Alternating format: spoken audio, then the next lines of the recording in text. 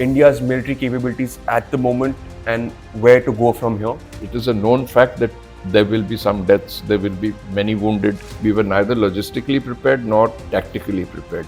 We were not sure how the enemy is going to fight, and we got everything wrong. What, according to you, are India's future challenges at the moment? Largest air force in the world, you would probably say the US. US.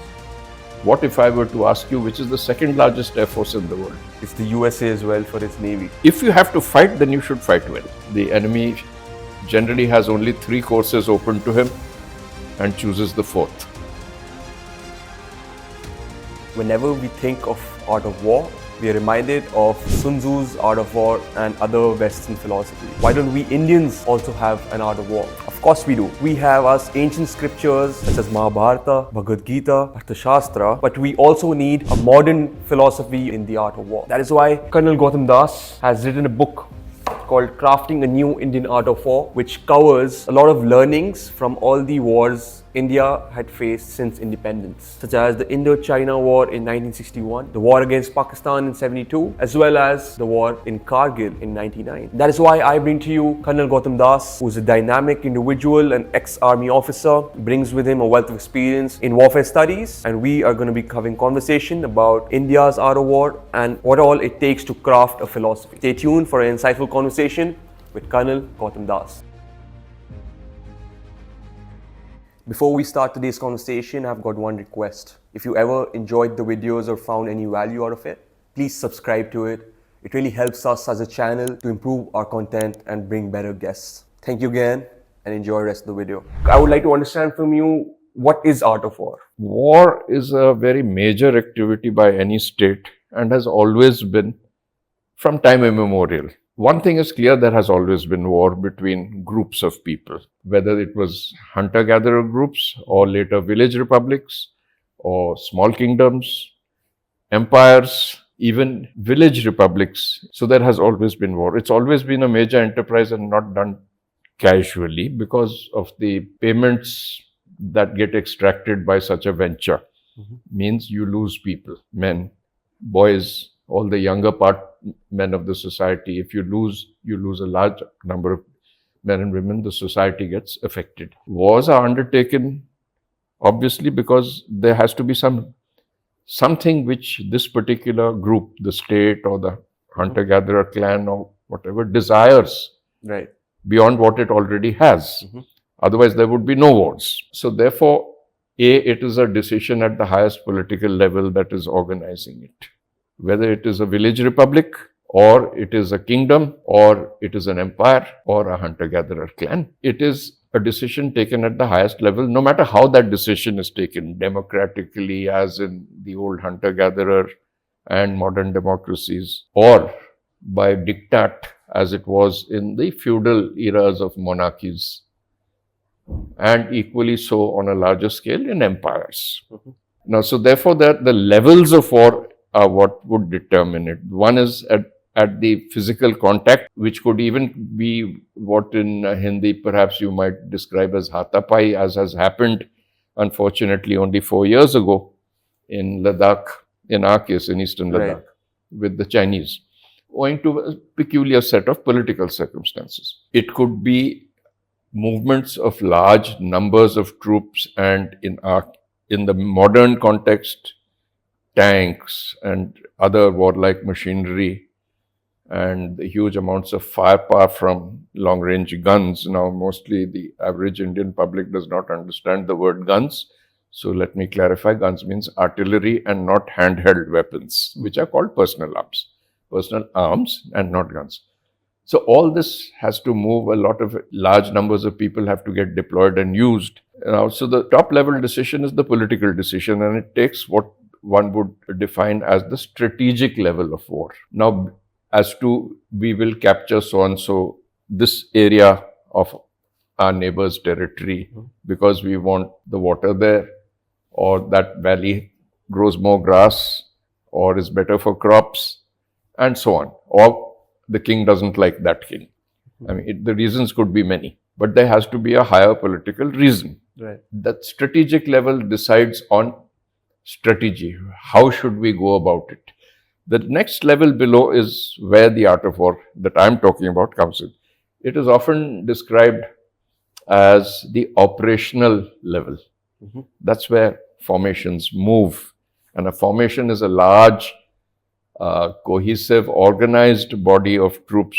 And where they're about to meet or they meet comes to the next level below, which is the level of tactics, which determines the lower level of actual war fighting. Where two armies actually meet and clash is, the Americans call it the tactical battle area. And the engagement in modern military, let us say American military terms, is often called kinetic engagement. So it is the level above the kinetic or tactical battle and below the strategic, the national level and the highest military level decision on how much troops will move from which side and go where and do what. It is the level between these two, which is a rather large gap, which is called the area of the art of war. Its practitioners, some of them have been both strategic thinkers as well as practitioners of the operational art of war. I can take a few names offhand. Alexander the Great, in the period before Christ, was well known in the Eurasian world. Right.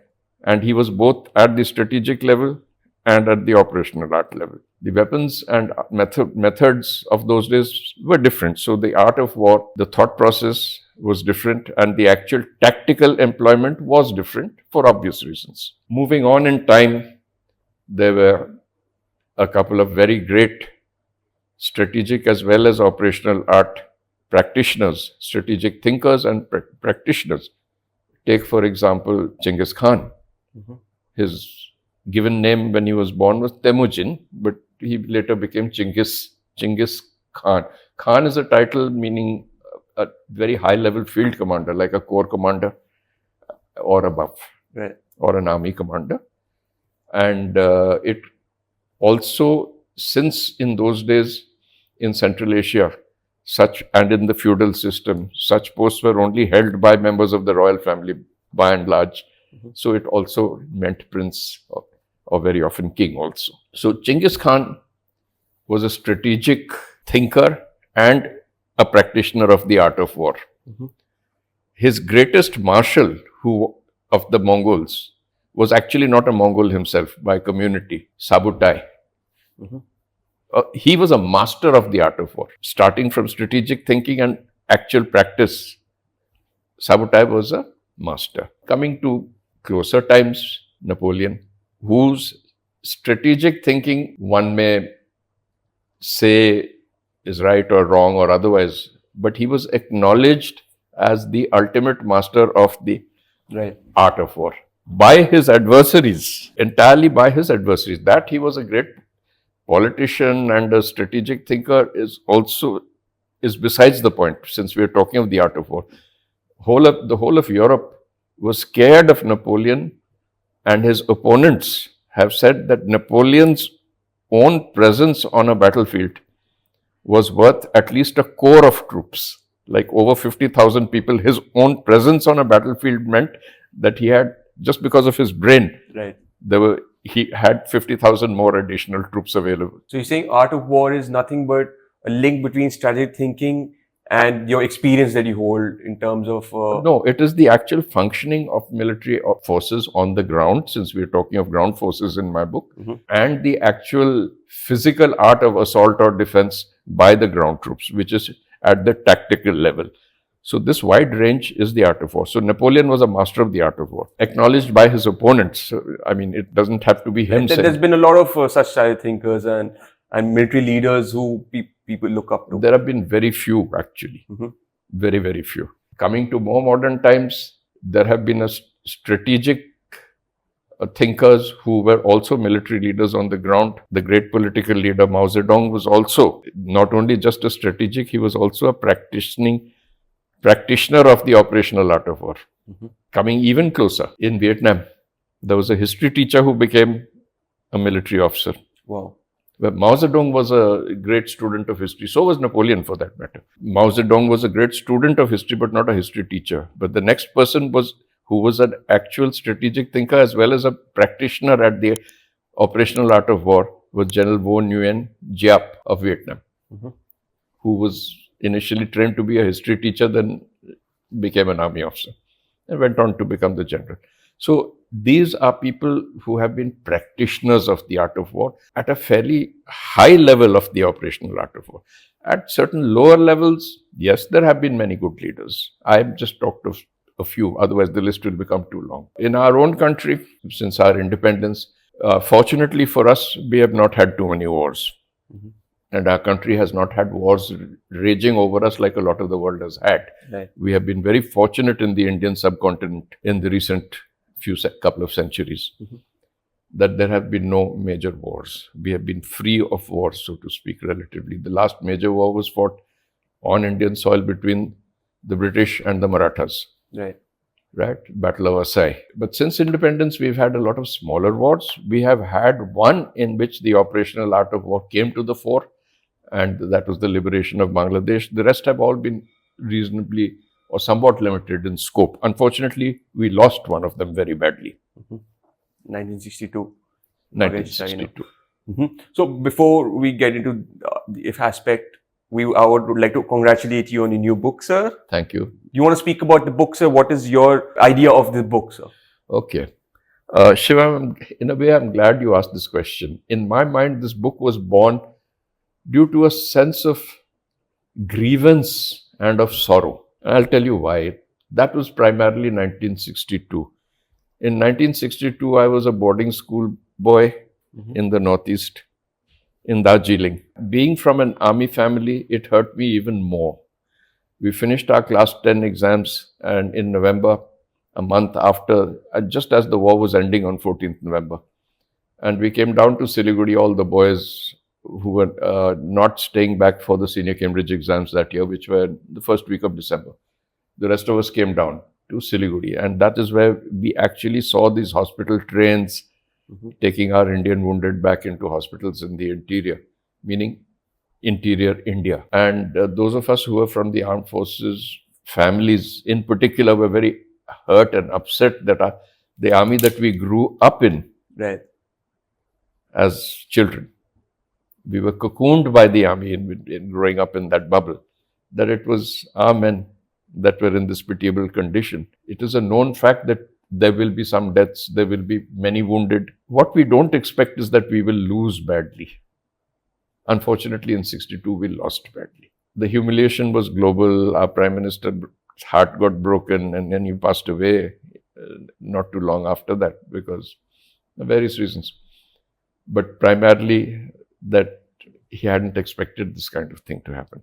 But for those of us boys from army families, it was a huge shock. To continue this politically through many, many years later, just to 4 years ago, when I'm in my 70s already, we have another setback in eastern Ladakh caused by a different set of political circumstances. But the result is that they won, no matter which way you put it. I had a classmate of mine from a civilian background, engineer, then lawyer, very well-educated person from Delhi, who says after Galwan 2020, the Chinese have realized that we are not a pushover.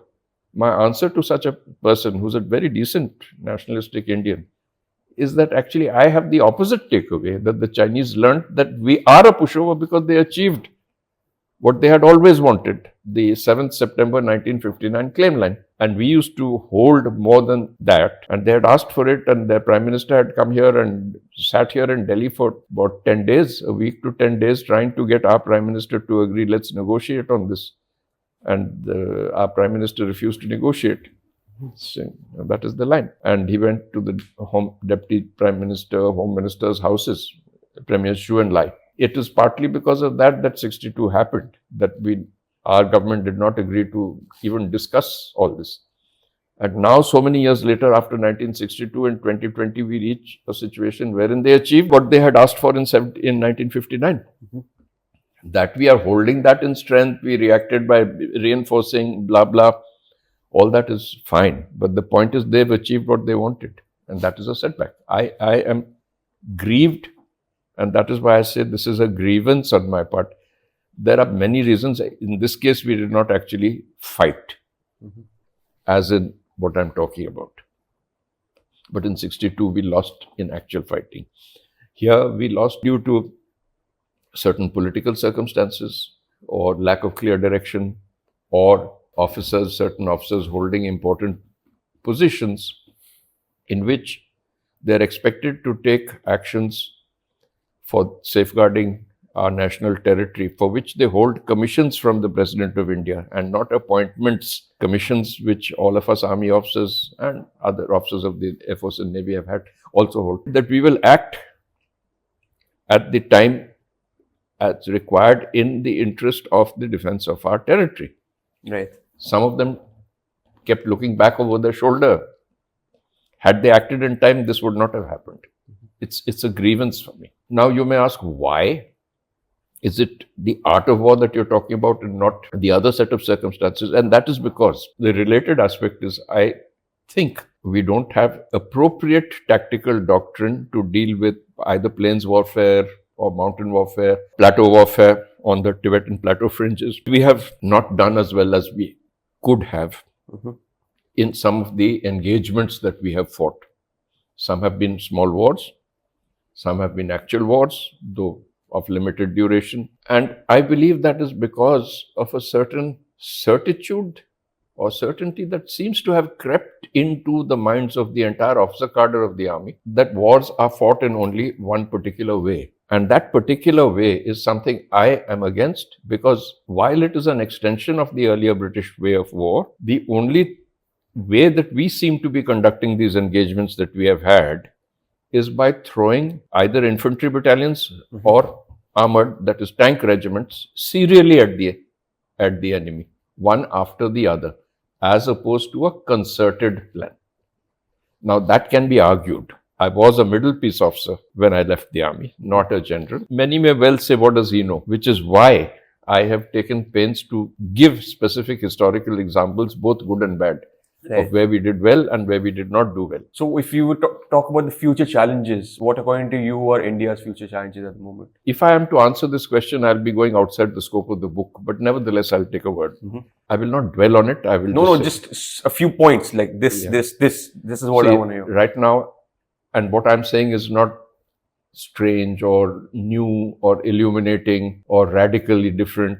All our seniors, I mean, the nation's leaders and the senior officers appointed by the government within the military, within the army, navy and air force, they're quite aware, and a lot of publications in the open media are also saying so, that if there is a war against our two inimical neighbors who could be potential enemies if war breaks out, that number one, it's going to be a collusive war. They're going to come to each other's aid deliberately, even if their aims are not to capture a particular chunk of territory. Whether it is the Chinese aim or the Pakistani aim, the other one is going to come in. Many previous governments and previous generals have wanted to avoid, that is, fighting a two-front war is unfortunately, I believe, a reality. We'll have to fight a two-front war. Whether the weightage is what they will be, I can't say. So it's your grievance from 1962 war which made you write this book? And rekindled by 2020, but as to why we let it happen. That we actually, this time we lost territory without a fight, or lost control over territory, which amounts to the same thing. Right. I felt that I would like to state that we need to develop the capability to be able to fight at any given time with certain operational art and as well as tactical level principles clearly in our minds as an army, as an armed forces, not as a society. Hence, since this is only related to the ground forces primarily, but of course, there will be the air is an integral part of both the strategic, where it is far more important because the army has no role there. But thereafter, the moment it comes into the area of operational art, and which means the practicing of an art of war is possible, the Air Force is very much part of it. Navy under certain circumstances only. It would be interesting and educative and perhaps even illuminating to some that I bring out where we have done well, where we have not done well, and from that distill from those experiences which are documented here what we should do, which forms the concluding part of my book, which is why I've divided it into those sections that I have. So if you want to hear what those are, the first is what I told you is the thesis, that we need this, and that is a short section called the thesis. But before we jump straight into examples, the reader has to have a format, a template in the reader's mind that this is how both classical and modern theory wars are expected to be fought. And these principles have been laid down by armies around the world and the methodology to a great extent. So therefore, I have a section called the theory, which lays down how this is how it ought to be done. So I've spelt it out there. Again, nothing very startling or new. The third section is the section called the practice, how it actually unfolded, how it actually happened. And I've given examples starting from our independence right up to current times. Right. Both good and bad, where we have done badly, where we have done well, where we have done badly, so that the reasons become apparent. What did we do wrong? Where it was successful, what did the man on the spot do right? Right. So I've got a question on this. There's one war where we did badly, and that's what we were talking about in 1965 against China. What is 62? 62. I'm sorry. What is one lesson that if you were to learn from that, or what would that be? As the famous Lord Baden-Powell, British general, said, "Be prepared," was his motto, which is given to the scout movement all over the world. Be prepared. Now, being prepared means that you have to anticipate what an enemy can do, first what he will want to do, might want to do politically, then what he can do to achieve that, and build in our capabilities to counter it, to prevent it happening, to practice also to prevent it happening. It's not that we don't do it. It is that perhaps at times it has not been done well enough. It certainly was not the case in 62. We were not prepared. We were neither logistically prepared nor tactically prepared. We were not sure how the enemy is going to fight. Now that is sad. We were a new country, a new army at the time, a new army under Indian leadership. The army was old, but the officer cadre was British. Yeah. Till 15th August 47. And certainly the generals were all British. The senior most we had was a brigadier. Indian, ethnically Indian. The one big takeaway, since we are talking about one, is to be prepared on all counts. Psychologically, administratively, I mean, your logistics, your preparation for how much stores, what ammunition, what weaponry, the entire gamut of capabilities has to be built up, because otherwise there is panic and chaos, which is what happened in 62.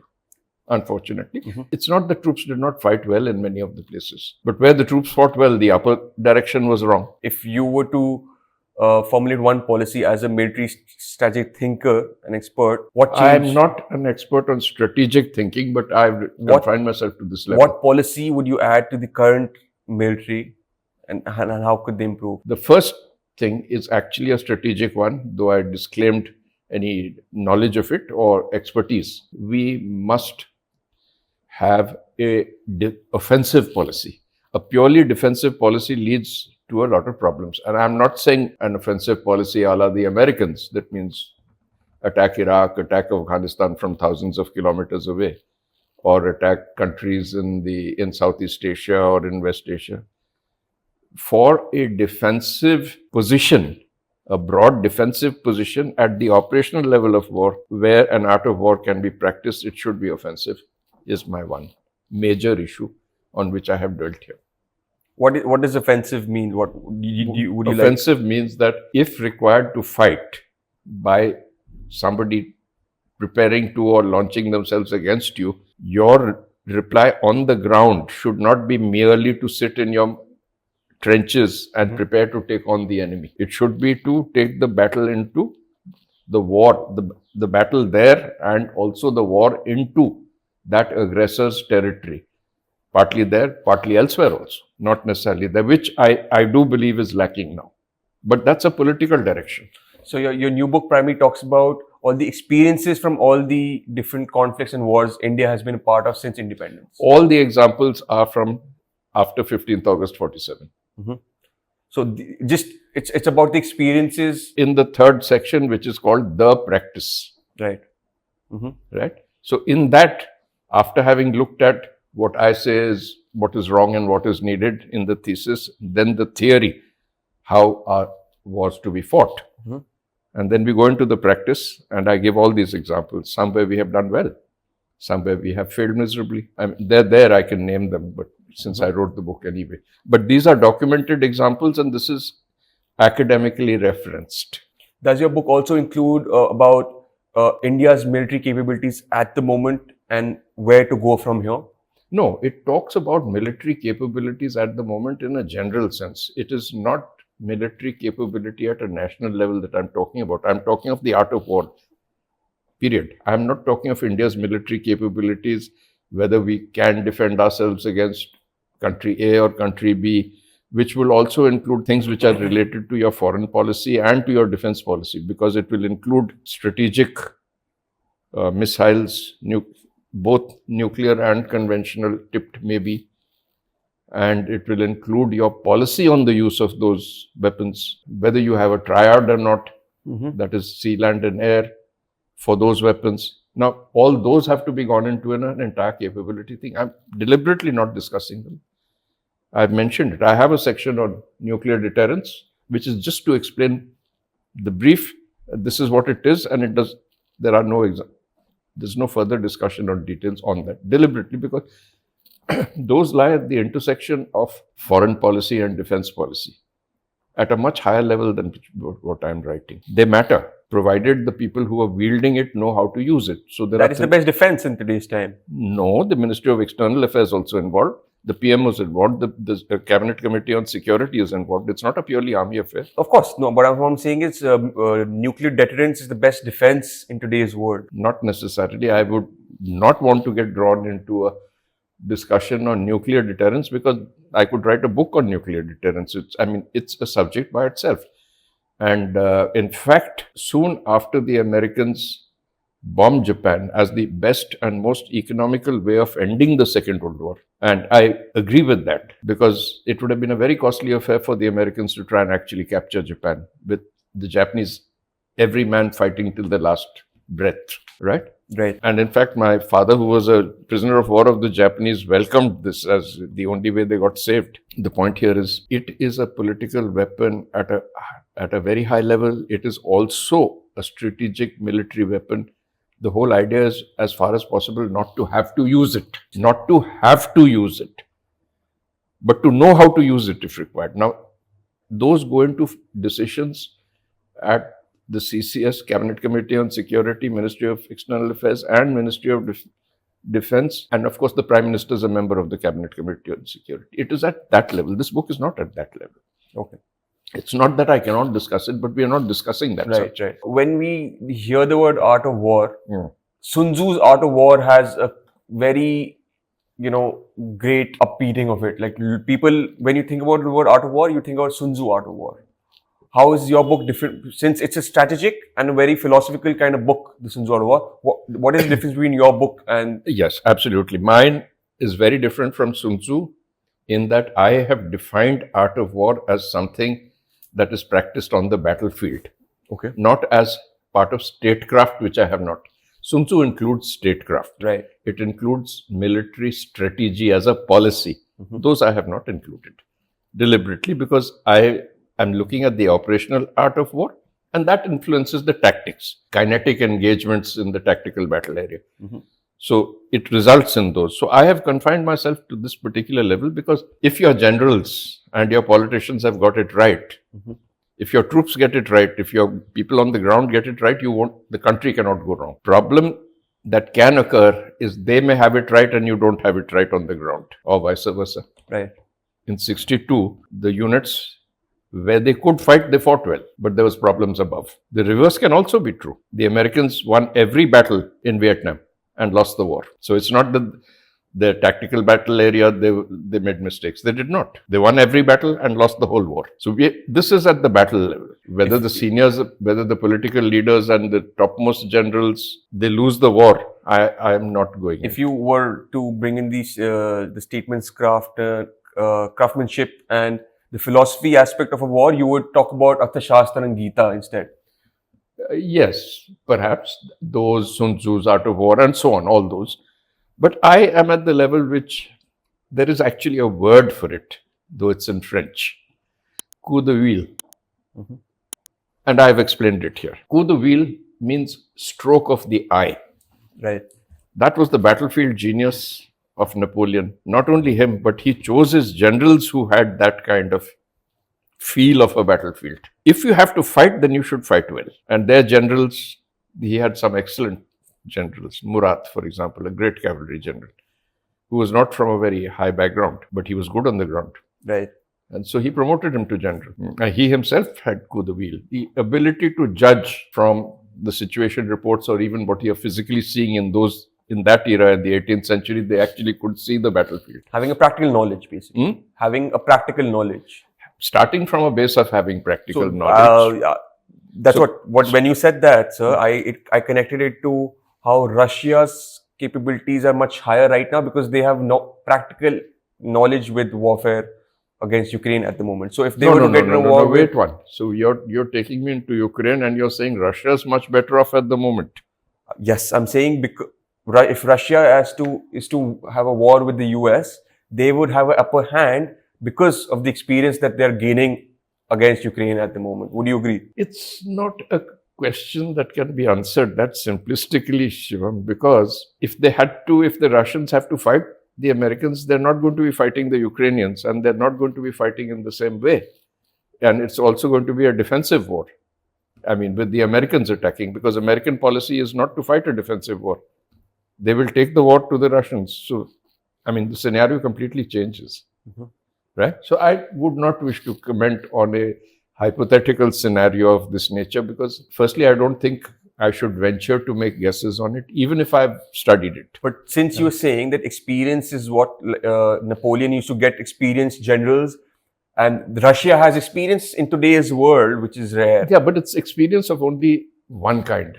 And what they may have to fight against the Americans is definitely not going to be that kind of war.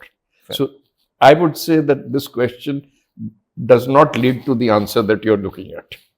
I was just connecting the two things. But I would dissociate myself from that answer to say that the Russians would be more experienced and therefore better prepared than the Americans. You see, when there was a Soviet Union, they had a clear policy of how they would fight against the Western world.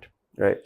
Their entire armed forces were structured on that basis. The most powerful organized bodies of force capable of projecting force in the military world at that time and even today are the American fleets. In case anybody wishes to think about it, those are the most powerful forces in the world as cohesive forces. An American fleet at sea is a hugely powerful force. I don't know whether you'd look at it in these terms, but if I were to ask you a question, which is the largest air force in the world, you would probably say the US. USA. What if I were to ask you which is the second largest air force in the world? It's the USA as well for its Navy. It's the US Navy. Right. The third is the US, the Air National Guard. So, I mean, the scale of things in the American way of war is much greater. So, Soviet Union, the naval policy was to keep the US fleets at bay. Their entire force structure, their shipbuilding plan, everything was based on that. Okay. That they would stop them outside in the north, outside the Skagerrak and the Kattegat. There are straits over there in Northern Europe. And so on. So their entire philosophy was based to keeping them away. Right. And the ultimate solution was, which neither wanted to use, is nuclear ballistic missiles. We are not in a situation where we want to dominate the world militarily. We do want to defend ourselves correctly. My dispute is that defending ourselves means that our defense policy on the ground should be aggressive rather than purely defensive. वो आएंगे तो हम चौकीदारी, we will have lines of people on the walls of the city all firing back at them. I don't believe that this is the right answer. But unfortunately, this is a creeping mental tendency in the armed forces, not the armed forces, I beg your pardon, I correct myself, the army. That by and large, this is tending to become the solution. You have a fence along the line of control. Abhi fence wo rekha khich gaya hai, we will defend. That from our side. As opposed to a force going out and walloping people on the other side. Same case with the Chinese, wherever they choose to. Now in Ladakh, they don't have to do anything. They've already got what they wanted. There's an isolated pocket with a dispute of a few hundred yards or a kilometer or two in the Demchok area. Their next move, if they have to do anything in Ladakh, may be there.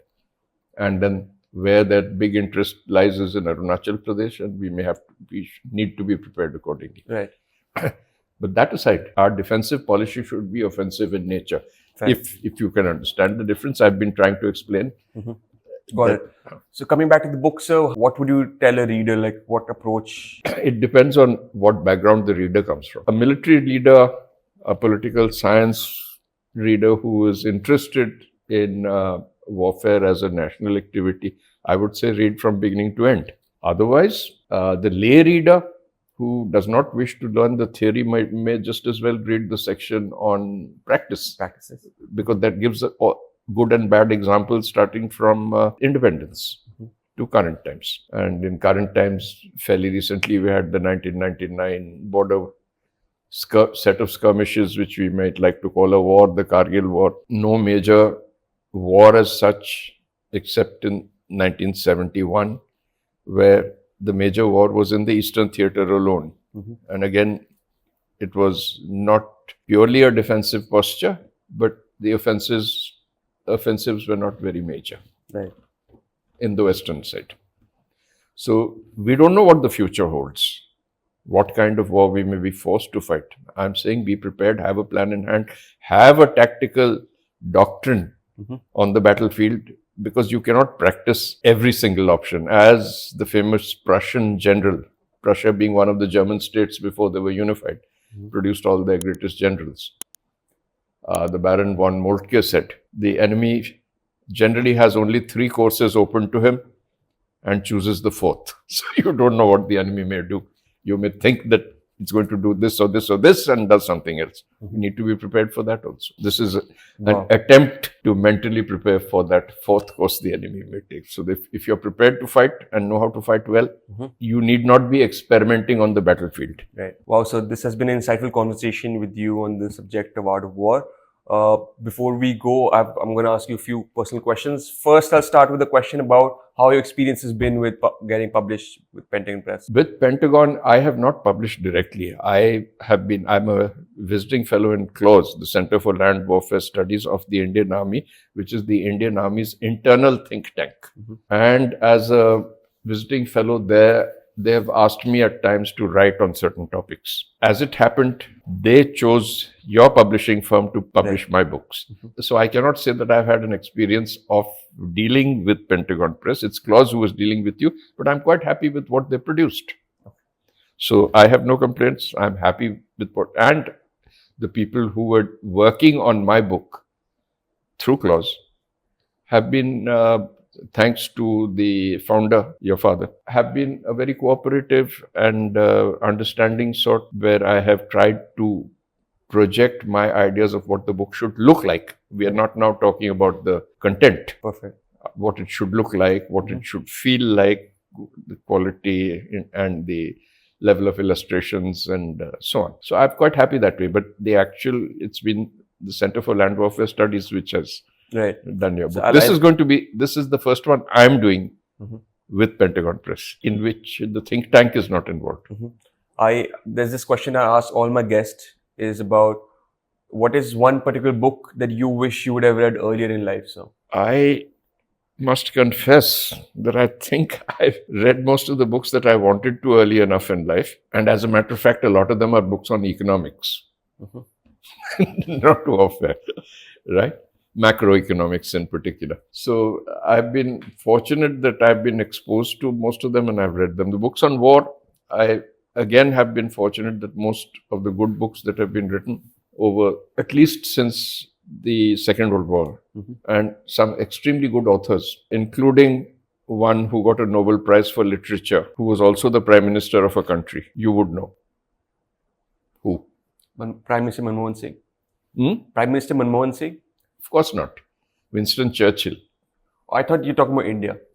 But he didn't get a Nobel Prize for Literature. I'm talking of a Nobel Prize for Literature was given to the Prime Minister of Britain Sir Winston Churchill for writing a military book. Actually, he wrote a whole range of military books.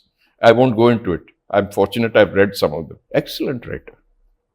And he was also the Prime Minister of the country. In my formative years in soldiering, I've read Winston Churchill, Liddell Hart, and a host of others, including Mao Zedong, books on Napoleon.